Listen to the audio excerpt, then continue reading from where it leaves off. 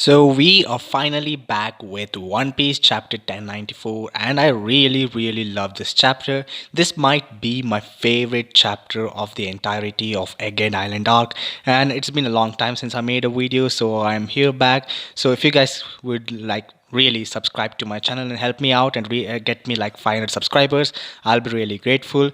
Now let's just break this amazing of a chapter, and that is chapter 1094, where we are revealed Saint Saturn's amazing powers, Bonnie being OP, and many stuff. Luffy's out, by the way.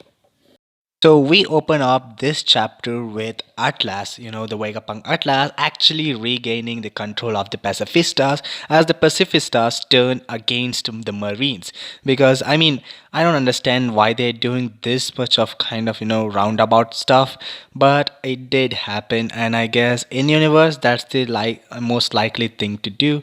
And I was kind of annoyed by this entire plot line of trying to regain control of Pacifistas, but it's okay for now because they are on the hero's hands. I can't believe Atlas was useful actually. So then we are shown that Frankie, Sanji, Atlas and the main Vegapunk Stella are actually going downstairs in this tank. And guess what? Sanji is only here to find where Bonnie is. And guess what? He also has something called the ladies radar, and he always knows where the ladies are. And even Frankie is shocked by this. And then we understand that even Vegapunk Stella is kind of confused by his weird powers, but he's going to believe in faith. Meanwhile, Bonnie is downstairs and she is trying to fight against these marine soldiers. I don't know what it is with Oda nowadays, but he's drawing some pretty, confusing stuff. This isn't something that we used to watch in One Piece, but guess what? Oda's really testing his art skills right now. Also, Bonnie's superpowers are kind of weird right now because her devil fruit abilities kind of always was a weird one, because right now she uses some kind of attack called NDA, which literally means near death experience, NDE, where we see a guy experience his death and he literally turns into a skeleton and then comes back, and it's kind of amazing. This power could be many things, and this kind of shows a different kind of light on Bonnie's powers. They always thought she just ages, but it turns out that she can age people to their deaths and get them back, which is kind of OP to me. I guess we are going to have more weird powers from her devil fruit abilities throughout this arc and maybe throughout the entire final saga.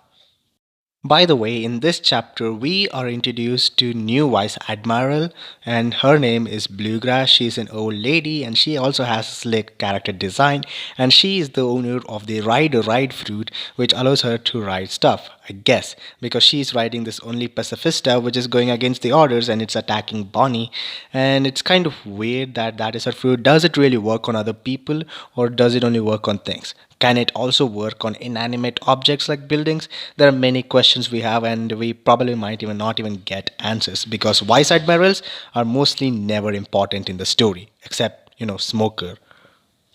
When Bonnie is about to go injured again, we see our man Sanji come in and save her. I don't understand how, but Mr. Prince always comes to save the day, and that's why I love Sanji.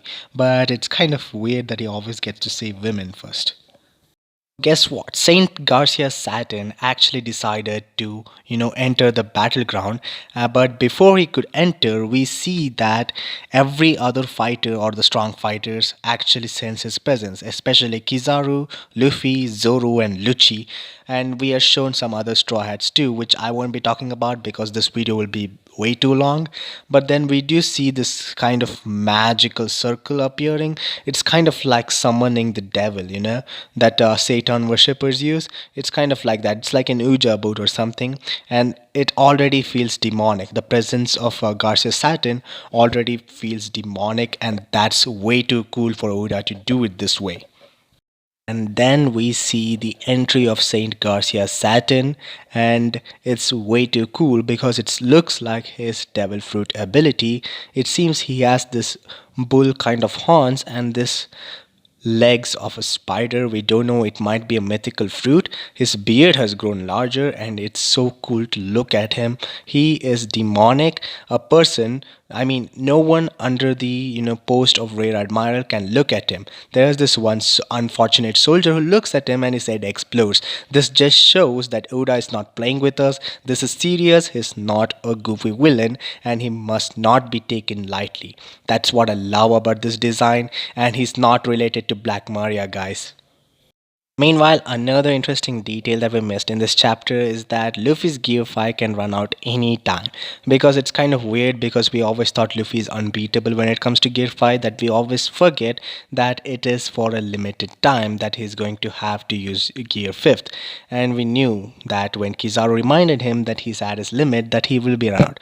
Then what about that entire plot line of that giant robot coming to life after hearing the drums of liberation? I don't know, Oda must have something in mind. Of course, he's the foreshadowing genius, he's a god.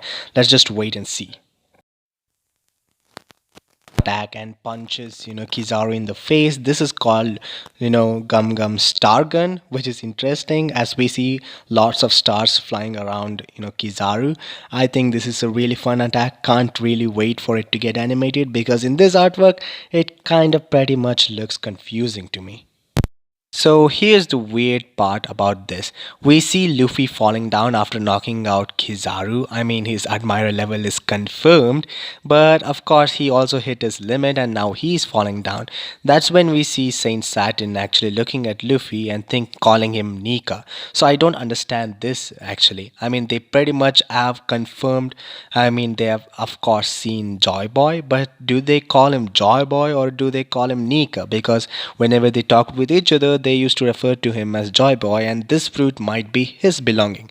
But now they call him Nika, which is kind of weird. Do they know Nika personally, or do they just call him by his fruit's name?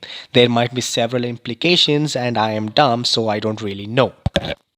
The final page are actually is a double page spread, and I really love where we see this intimidating, seriously larger in life photo of Saint Saturn. It seems he's way too big, and we see Sanji, Bonnie, Frankie. It's really cool that it'll be Sanji and Frankie versus Saturn until Luffy gets up from his gear 5th. I am really happy that this is what we're getting. These kind of amazing spreads, this will be like really cool moments in the anime, and that's what I love about Oda's foreshadowing. And the final part of the story, we see Bonnie getting angry about some kind of dialogue that's happening in the background. We don't know who said this, but someone did say that I gave you the order, Vegapunk, erase Kuma's memories. This might be the major thing that happens in Kuma's flashback, that which we will know. We see Bonnie getting up serious. She takes a katana and literally stabs a Gorosei in the chest. This doesn't really matter because I know that he isn't that weak to die from a katana wound. But I guess the next week is basically the flashback chapter of whatever happened to Kuma, God's Valley, etc. I mean, we do have some few spoilers, but exactly this is what's going to happen, and I'm really excited to know Kuma's backstory as well as Bonnie's, Vegapunk's, and Saturn's.